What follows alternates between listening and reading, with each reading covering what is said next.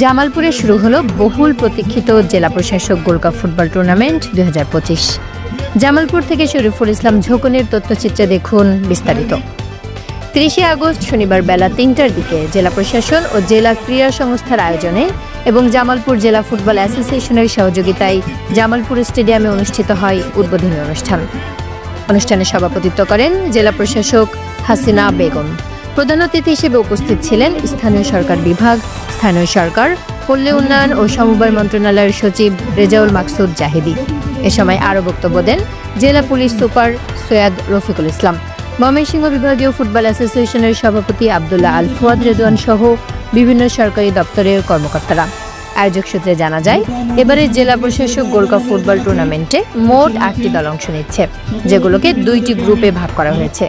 উদ্বোধনী খেলায় মেলান্দু উপজেলা 3-2 গোলে জামালপুর সদর উপজেলাকে পরাজিত করে জয়লাভ করে।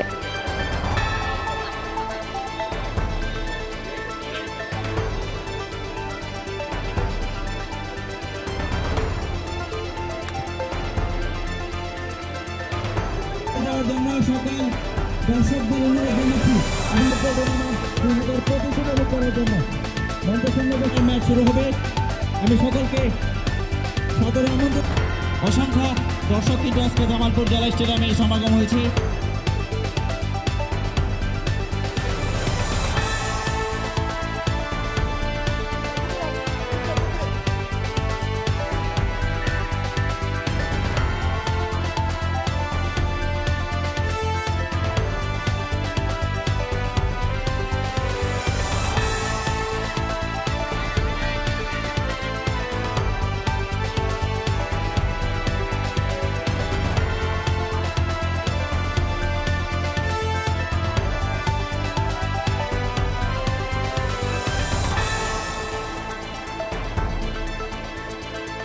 ঘোষণা করলেন সকলে করতালির মাধ্যমে তাদেরকে অভিনন্দন।